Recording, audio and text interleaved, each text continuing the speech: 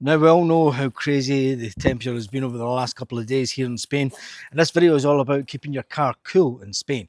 Just yesterday, it hit 42 degrees, just 25 minutes drive from the coast up in Catral. It was 42 degrees it was registered. It was unbelievable. The heat, the sweat, the humidity is unbearable. So how do you manage to keep your car cool in Spain in the summertime? Check out these tips. Let's face it, we've all been here. Oh my God, it's like an oven inside the car. My God, it's hot. Let's turn on the car. And in this video, I'm going to show you the temperature first of all, what it is. It's 34 degrees. It is 34 degrees. And I'm going to show you how to cool your car down in summer. Now, I'm not taking credit for this first one, but the first one is, I don't know if it really works. Let's switch the aircon off first of all. The first one is open up the opposite window. So let's open up the window a little bit, and then you've got to get out of the car for the next bit. It's bizarre.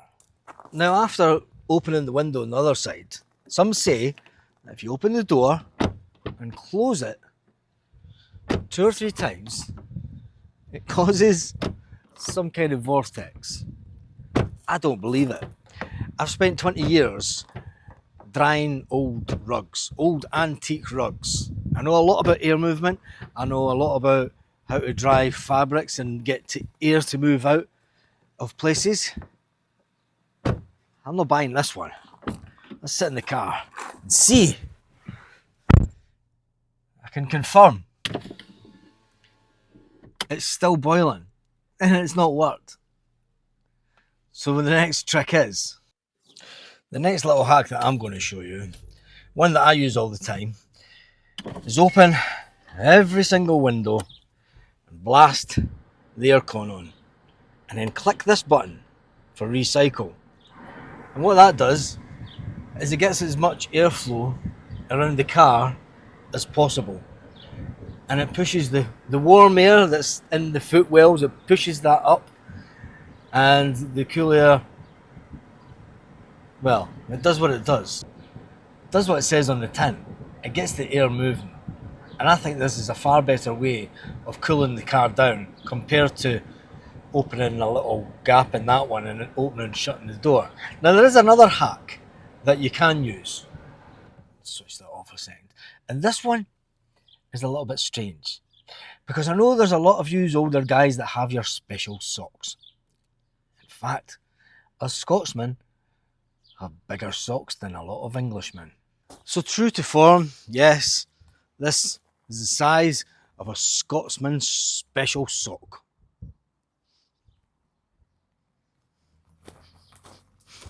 Now I can hear you already saying, what are you going to do with this extremely large sock? Now, this is where this comes in handy. Now, what you do with your extremely large sock and this frozen container is you put the frozen container in the sock. Then what you do is actually a bit of ingenious. You go into the passenger side of the car.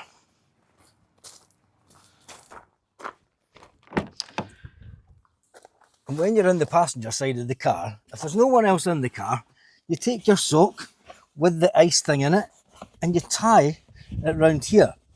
So what it does is has something cool. This coolness, along with the aircon blasting against it, helps get cooler air within the car and keeps it cool on a constant basis for you.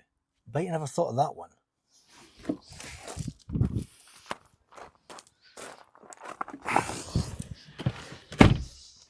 Other than that, you can keep it between your legs to keep you cool.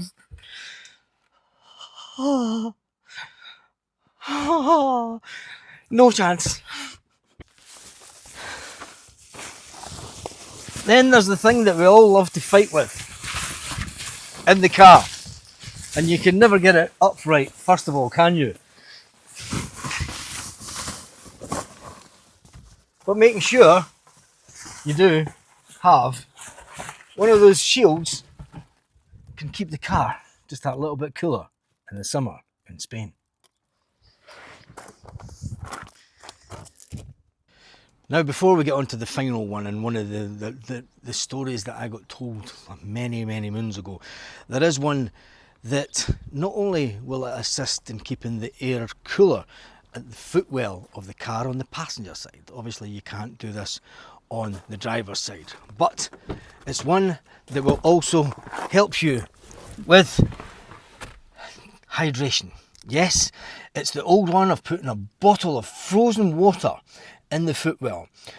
Keep a bottle of water in the freezer, let it freeze over, and then put it down here in the footwell of the car.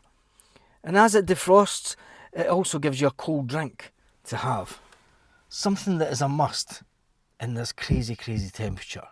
Now let's move on to the last, and I would say the most important lesson that I've learned in keeping a car cool over the many years that I've been coming to Spain. Now, a quick disclaimer. None of these systems have been scientifically proven to work, but I know that a lot of you do like to comment in the comment section. So if you have tried and tested ways that can work and that have been proven by science to reduce the temperature of the car in a more ethical way, please make sure that you add them to the comment section of the video, where Karen is most likely to read them and respond to any ludicrous comments that may call me absolutely bonkers. Anyway, let's move on to the final. Not the last, but yes, the final one of the day. And it is a rather important one. And it's one that goes back a long way. And then, in this amazing heat that we have, the craziness of the heat this summer, one of the easiest ways to keep the car cool is a way that I learned way back in 1988. Yes, when I was just a kid and I visited Spain for the first time when my father was working up in Salou. It was the easiest of ideas, and it's one that's still used today by many Spanish people. In fact, there's always a race to see who can get the car parking space under the tree. Yes, natural shade to keep that car just that little bit cooler. So if you don't have shade in your garden, well, hell mend you. You'll need to go for all the other ways that I spoke about trying to keep your car cool in the summer in Spain. I hope you've enjoyed this video. Make sure you pass it on to friends. Send it to anyone that has a car in Spain, because let's face it, they'll need to know how to keep a car cool this summer in Spain. Hasta luego. And before you go, make sure you hit the thumbs up. Make sure that you subscribe to the channel, because this kind of stuff happens quite regular.